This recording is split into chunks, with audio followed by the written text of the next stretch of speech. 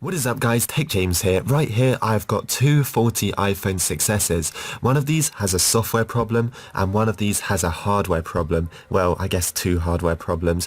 These were both free. Well, they're actually my girlfriend's old phones. She had two phones that she was kind of using and both of them ended up going faulty roughly around about the same time, about 3 days apart from each other. So that is very unlucky, but in this video I'm going to be fixing both of them, and maybe you guys have some kind of problem with one of your old iPhones and you'll be able to fix these as well.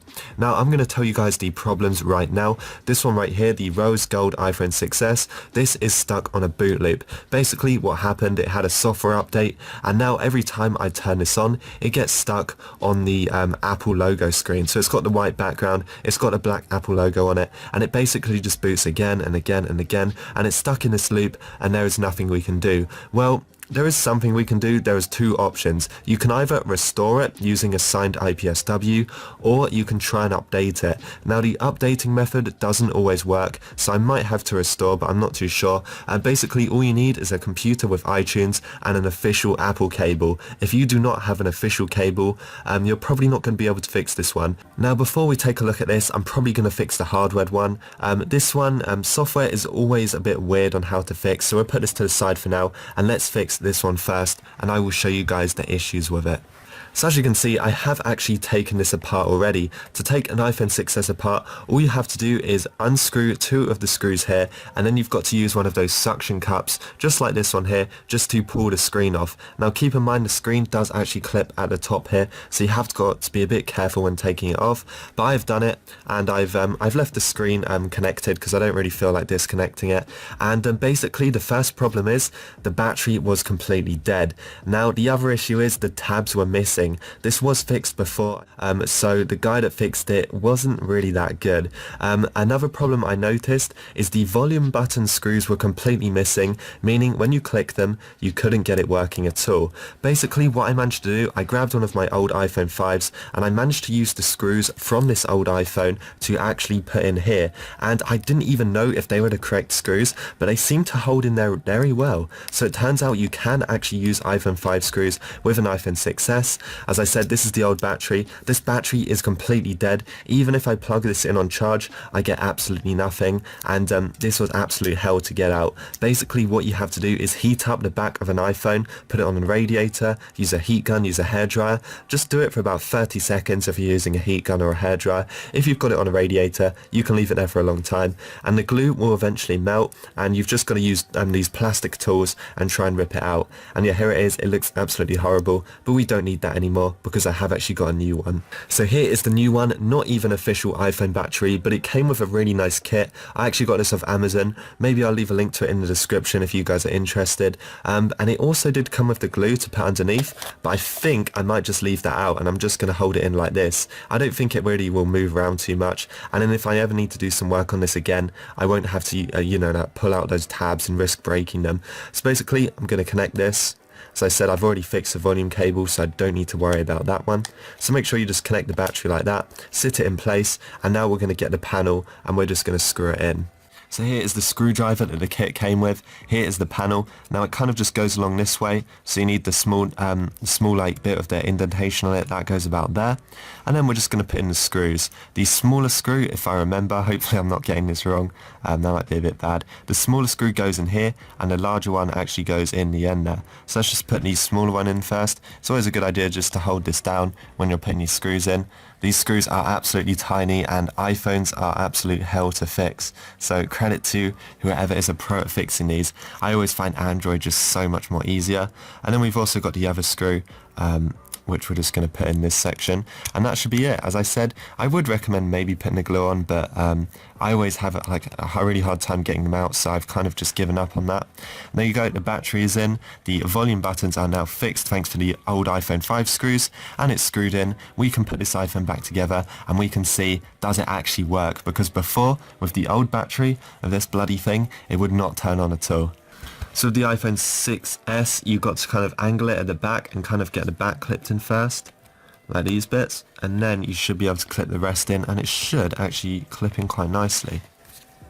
So there you go, you get that satisfying click noise, and you've just got to check around all the edges of the phone, make sure you clipped it in from the top like I did, just give it a good spin around. If you've got any hair trapped in there from the carpet, well, I guess you guys have a table, I'm too poor to afford a table, but yeah, make sure you just clip it in all the way around, and now I can put the screws in. So the other problem about this phone is, the guy that fixed it missed one of the screws out, and that also kind of annoyed me, but let me show you. I'm just going to put one of them in because that's all I have for now. I might check my iPhone 5, but I don't know if I have any screws that are the same as that. I don't think they're the same, but I still have the one, so the one should be okay. Right, so here is the one screw that I've actually got, and I'm just going to put this into the iPhone.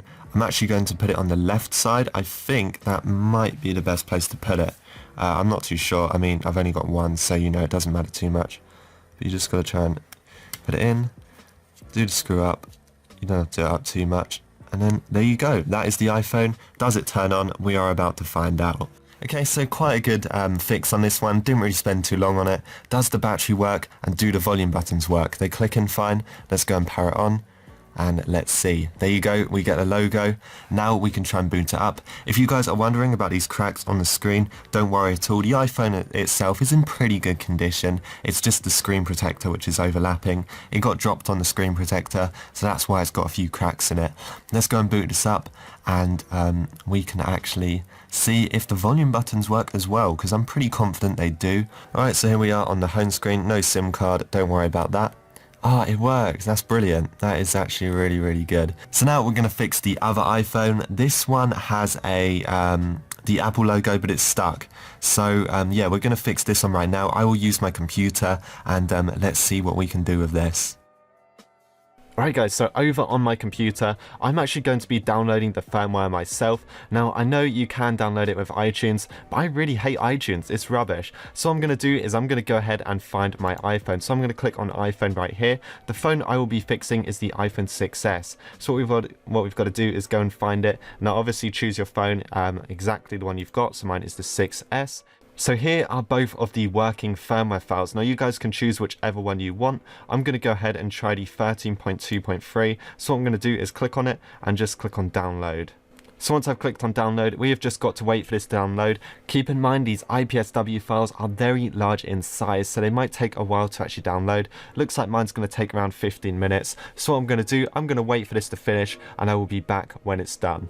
So here it is guys, my iPhone 6s restore IPSW firmware file. What we want to do from here is actually go ahead and open up iTunes. Now you must have iTunes installed on the latest version. iTunes is a bit of a glitchy program, you might get a lot of errors with it, but just try and install the latest version and hopefully it works. If you're getting errors while installing it, I would recommend grabbing an old one from the iTunes website, and you can always update it from then on. So here is my 6s, and here is my lightning line cable. So what I'm going to do is I'm going to plug it in, and as soon as I plug it in, keep in mind my iPhone is turned off fully, I will hold the power and home button, and hopefully it will boot into recovery. Now this is not DFU mode, I'm using basic recovery mode, so I can update it and hopefully preserve the pictures that are on here. So what I'm going to do is I'm going to go ahead and I'm going to plug this in. I'm then going to hold the power and home button, and we're just going to wait for it.